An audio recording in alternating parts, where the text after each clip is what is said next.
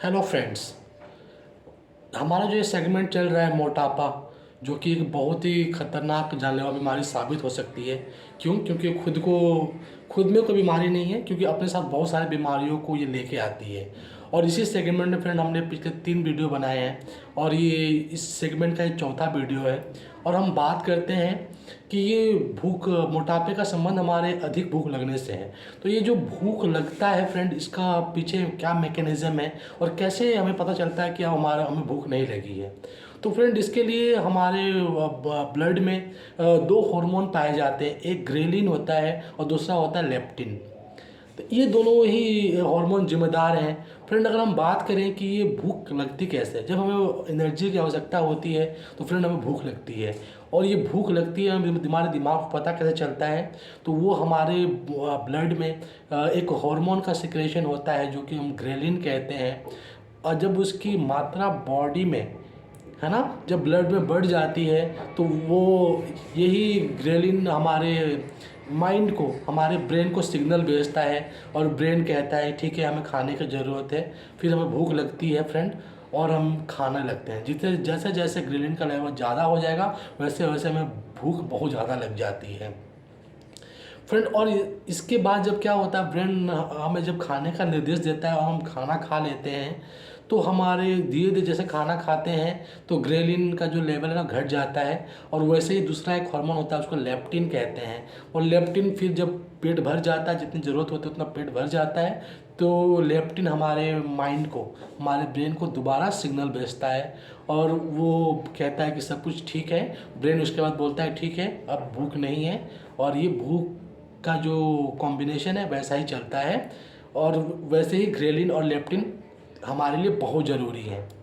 तो फ्रेंड्स, अब हम देखते हैं कि आज के डेट में मैंने बहुत सारे लोगों को देखा जो कि मोटापे का शिकार हो गए हैं। मेरे इर्द गिर्द बहुत सारे लोग हैं, तो उनको देखते हैं वो क्या करते हैं, वो डाइटिंग पे आ जाते हैं फ्रेंड। डाइटिंग, जी हाँ, वो उपवास करने लगते हैं। कभी वो 2 टाइम का मील स्किप कर देंगे, कभी एक दिन खाना नहीं खाएंगे। लेकिन फ्रेंड्स, क्या ये सही है? लेकिन मेरे उन दोस्तों के लिए मैं जो बताने जा रहा हूँ उनके लिए ये कोई खुशखबरी नहीं है। क्यों? क्योंकि उपवास से फ्रेंड हमें कोई लॉन्ग काल में फ़ायदा नहीं होता। क्यों?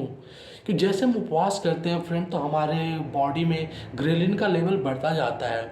और एक हद तक इतना बढ़ जाता है फ्रेंड कि हमारा जो दिमाग होता है, दिमाग तो इतने सिग्नल पहुंचने लगते हैं, ज़्यादातर सिग्नल पहुंचने लगते हैं। अब जो हमारा ब्रेन है, वो उसको लगता है कि बॉडी में कुछ इमरजेंसी हो गई है। तो क्या करता है फ्रेंड, बॉडी में जितने भी फैट्स, क्या कहते हैं, जितने भी चीज़ें मौजूद हैं जिसको वो कन्वर्ट कर सकता है एनर्जी में, उसको करता है फ्रेंड। कन्वर्ट करके उनको स्टोर करना स्टार्ट कर देता है। और स्टोर क्यों करता है? ताकि इमरजेंसी में यूज़ करें। फ्रेंड, आप एग्जांपल से समझिए, जब हमारा कोरोना काल था, जब भी लॉकडाउन में छूट मिलती थी, तो हम दुकान पे जाकर सबसे पहले क्या करते थे, हम क्या कहते हैं, चावल, आटा, तेल, ये सब स्टोर कर लेते थे, है ना।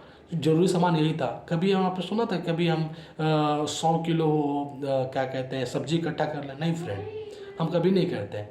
वैसे ही इमरजेंसी के टाइम में, जैसे ही इमरजेंसी सिग्नल जाते हैं, डिस्ट्रेस सिग्नल, जब ये ग्रेलिन हमारे माइंड को भेजता है, तो हमारा माइंड भी स्टोर करना शुरू कर देता है। और फ्रेंड, ये बताऊं, जब स्टोर करने लगता है तो फैट का लेवल हमारे बॉडी में इंक्रीज हो जाता है। इसके अलावा जो हमारे बॉडी को एनर्जी मिलनी चाहिए, वो एनर्जी मिलता नहीं है फ्रेंड। तो बहुत सारे चीज़ें, बहुत सारी डिफ़िकल्टीज उत्पन्न हो जाती हैं। अगर हम बात करें कि जो ये मोटापा है, वो फ्रेंड बेसिकली होता कैसे है, तो आप एक एग्जांपल के थ्रू समझिए।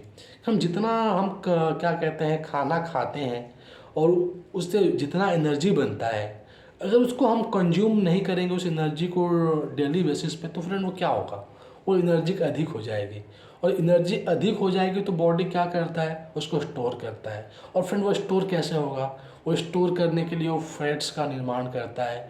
और वो फैट के माध्यम से, है ना, वो चर्बी के माध्यम से उसको बना के इकट्ठा करता है।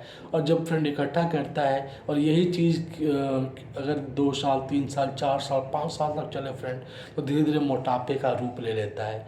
और फ्रेंड जब ये मोटापे का रूप लेता है तो आप देखोगे कि हमारे पेट के आसपास, हमारे कमर के आसपास, हमारे हिप्स में, हमारे थाइज़ में, है ना, अगर कुछ ज़्यादा ही हो जाता है फ्रेंड तो हमारे चेस्ट के अगल बगल वाले एरिया, हमारे फेस पे, हर जगह ये स्टोर हो जाता है।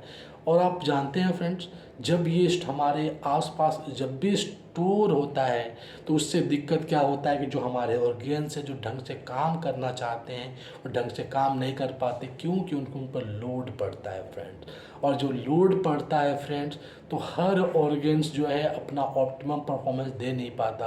और यही केस सेम अगर आप बात करें, हमारे पेनक्रियास पे भी अगर लोड पड़ेगा तो पेनक्रियास ढंग से इंसुलिन को सिक्रेट नहीं कर पाता, इंसुलिन रिलीज नहीं कर पाता। और जब इंसुलिन रिलीज नहीं कर पाता तो इसमें दिक्कत ये हो जाता है क्या, क्योंकि हमारे हम जो खाना जो इनटेक है हमारा, वो जो शुगर है जो उसको क्या करता है फ्रेंड, वो उसको इंसुलिन की ज़रूरत होती है ना। अब इंसुलिन कम मिलेगा तो ब्लड में शुगर का लेवल राइज हो जाएगा। क्यों?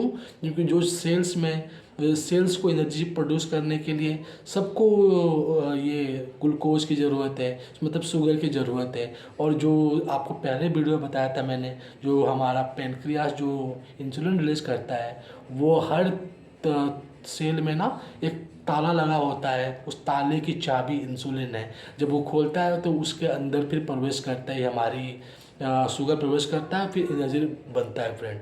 और जब ये मोटापा बढ़ता है तो हमारे पेनक्रियास पे लोड पड़ता है, तो उससे होता ये है कि हमारा पेनक्रियास जो है वो कम बनाता है हार्मोन। और जब हार्मोन कम बनाता है फ्रेंड तो सारे सेल्स तक वो पहुंच नहीं पाता, या अगर हार्मोन्स बनाता भी है तो वो जो हमारे ब्लड में शुगर का लेवल अधिक है तो वो क्या करता है, स्ट्रेस की वजह से, वो मोटापे की वजह से वो चाबी जो है वो उसमें लग नहीं पाती और सेल के अंदर एनर्जी जा नहीं पाती। तो इसकी वजह से फ्रेंड बहुत सारा थकान हो जाता है और धीरे धीरे ये मोटापा हो जाता है फ्रेंड। और ये जब ये मोटापा होता है फ्रेंड तो ये मोटापा और भी चीज़ों पर प्रभाव डालता है, जैसे कि जो चर्बी है हमारे लंग्स, हमारे हार्ट और बहुत सारी चीज़ों पर प्रभाव डालता है। और इसी की वजह से फ्रेंड बहुत सारे ऑटो इम्यून डिजीज हो जाते हैं। और जब हमारा वज़न बढ़ता है तो हमारे जॉइंट्स पे लोड पड़ता है, और ये बहुत ज़्यादा लोड पड़ता है तो वही अर्थराइटिस के रूप में, लंग डिजीज़ के रूप में। और फ्रेंड्स, और यही मोटापा हमारे आंतों के कैंसर का कारण बनता है, और हमारे ब्रेस्ट के कैंसर का कारण बनता है, और बहुत सारे रोगों का फ्रेंड ये कारण बनता है। तो आप समझ सकते हो कि आपको मैंने इस जो वीडियो के 3 पार्ट है, ये चौथा पार्ट आप समझ पाएंगे होंगे कि मोटापा कैसे होता है, हमारे बॉडी पे कैसे इफेक्ट डालता है और इसकी वजह क्या है फ्रेंड्स।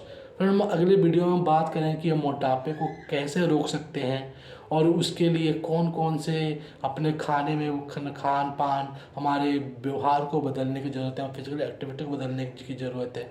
उसको हम बात करेंगे अपने अगले वीडियो में, जो हमारा 5वां और अंतिम पार्ट होगा इस मोटापे सीरीज़ का।